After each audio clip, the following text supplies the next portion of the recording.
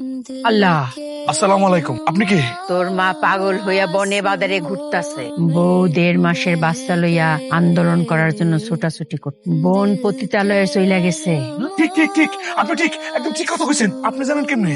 আমি কেমনে জানি? আমি কে, আমি কোথা থেকে আসছি, এইসব বলা আমার নিষেধ আছে। আমার 1 গ্লাস পানি খাওয়াইতে পারবি? পানি খাইবেন? আনতেছি। ধ্বংস করে দেব। এই যে আপনার পানি। তোর ঘরের খাটের কোনায় একটা মুড়ির ডিব্বা আছে না? 1 মুঠ মুড়ি খাওয়াবি? আমার ঘরের খাটের কোণায় মুড়ি আছে। আপনি জানেন কেমনে? বলা নিষেধ। আচ্ছা ঠিক আছে, যাইতেছি। এই যে মুড়ি। মুড়ি খাবো না। মুড়ি খাবেন না কেন? নিষেধ এসে পড়ছে। পানিও তো খাইলেন না। আমার পানি খাওয়ার আর দরকার নাই, এখন দরকার তোর মনের মধ্যে যে অশান্তি চলতেছে, এই পানি খাইলে সেই অশান্তি দূর হয়ে যাইব, শান্তি পাইবি। তুই খাবি 1/2 গ্লাস পানি, তোর বউরে খাওয়াইবি 1/2 গ্লাস। তোর বউই তো সর্বনাশ করছে। আমার বউ সর্বনাশ করছে মানে? আমার বউ কি সর্বনাশ করছে? তোর মা পাগল হইল কেমনে?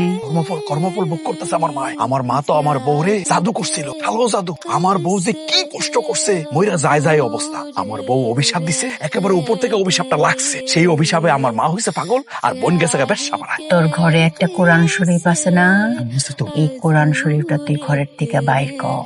কারণ এই কোরআন শরীফ বিকৃত কইরা তোর বউ তোর মারে কালো জাদু করছে। কালো জাদু করছে আমার মারে? তোরে আমি একটা ঠিকানা দিব, তুই রাত 8টার সময় ওইখানে যাবি। ওইখানে গেলে সব দেখতে পারবি তোর মারে ওইখান থেকেই কালো জাদু করছে। সে যার কাছে কালো জাদু শিখছে, সেই যে শয়তান বদমাশ বেডিটা, তার কাছে গেলে সে সব কিছু স্বীকার কর, আর তোর কাছে সবকিছু পানির মতো পরিষ্কার হয়ে যায়। তুই আমার সামনে পানিটা খা, আমার আত্মার একটু শান্তি পা।